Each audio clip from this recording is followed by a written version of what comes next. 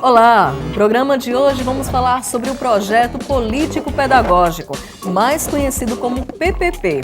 Vamos saber por que ele é importante, como deve ser elaborado e como tem sido sua aplicação em nossas escolas.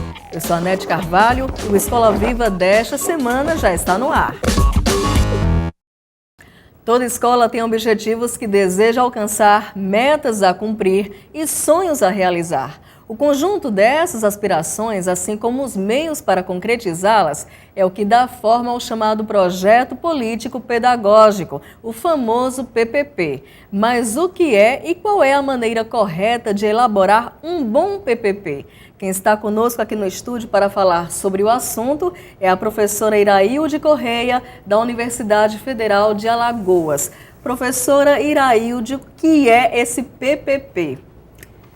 Olha, o projeto político-pedagógico, o famoso PPP, ele não é nada mais nada menos que o planejamento da escola, né? O planejamento da escola que pensa o ensino na sua totalidade.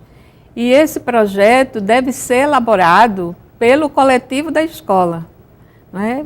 Muitas escolas até acreditam ou entendem que ele deve ser elaborado pelos técnicos. Eu sempre digo que um projeto é do tamanho da equipe que o elabora.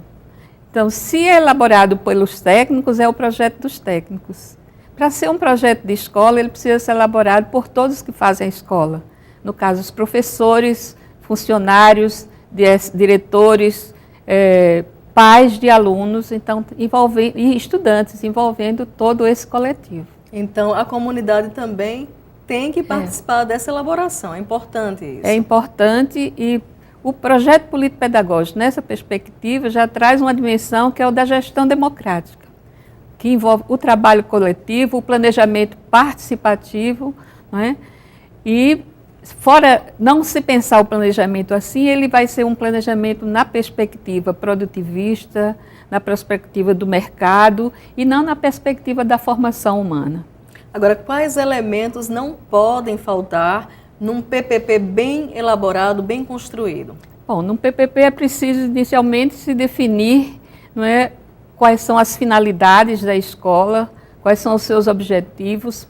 Para definir isso, você precisa fazer uma análise situacional ou elaborar um bom diagnóstico da realidade escolar, que deve ser feito pelo coletivo, e depois definir quais são os seus marcos, do âmbito filosófico, né, do âmbito operativo, ou seja, definir a filosofia da escola e definir que ações levam a atingir aqueles objetivos.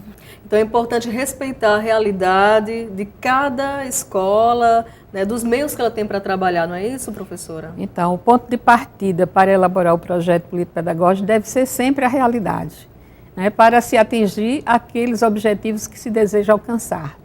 Para dar conta disso, entre a realidade e os desejos da escola, aí é preciso fazer uma boa programação, né? Garantir que essa programação se transforme no caminho que leva a realidade para o desejo que a comunidade tem. Agora, de quanto em quanto tempo o PPP deve ser reavaliado, melhor falando, pelas instituições de ensino? Porque não é um projeto que você elabora e fica ali, né, para sempre, sem alteração, não é isso? Então, o projeto político-pedagógico ele não é simplesmente um mero documento. Ele deve refletir as ideias do coletivo e os projetos que aquele coletivo tem para o futuro, né, para a escola. Portanto, é preciso que os professores, o coletivo, professores, alunos, funcionários, pensem esse projeto e na medida que você vai desenvolvendo, realizando a sua execução, você vai avaliando. E essa avaliação leva à reprogramação e à redefinição. Então a gente sempre diz assim, o projeto político-pedagógico tem uma parte que é mais fixa, quando se define as finalidades e objetivos que não são fáceis de ser cumpridos, mas tem o que é mais flexível, é a programação que você desenvolve. Então, essa programação precisa ser revista e repensada anualmente, pelo menos, né? Ou sempre que uma atividade que foi desenvolvida não atingiu o objetivo a que ele se propôs, ele possa ser revisto, ser repensado, mas sempre pelo coletivo. Professora, para a gente finalizar, quais são os principais erros que se pode cometer na elaboração do PPP? O principal erro na elaboração do PPP é a escola decidir que alguns vão fazer o projeto, né, que é feito pela direção ou só pela coordenação. O projeto, como eu disse, se ele é coletivo, se ele é o projeto da escola, tem que ser elaborado por todos que fazem a escola. Então, se for feito por duas pessoas, é um projeto de duas pessoas e não o projeto da escola. E esse tem sido a principal dificuldade das escolas de reunir o coletivo. E quando eu falo reunir o coletivo, não significa que eu só faço se eu tiver reunido as 1.000 pessoas ou os 2.000 alunos, pais e funcionários. É preciso que a gente utilize a metodologia do planejamento participativo, onde você tem a parte que é individual, a dos subgrupos e a do grande coletivo, do grande grupo. Professora Irailde, muito obrigada pela presença, né, pela participação aqui no programa desta semana. Obrigada, tá?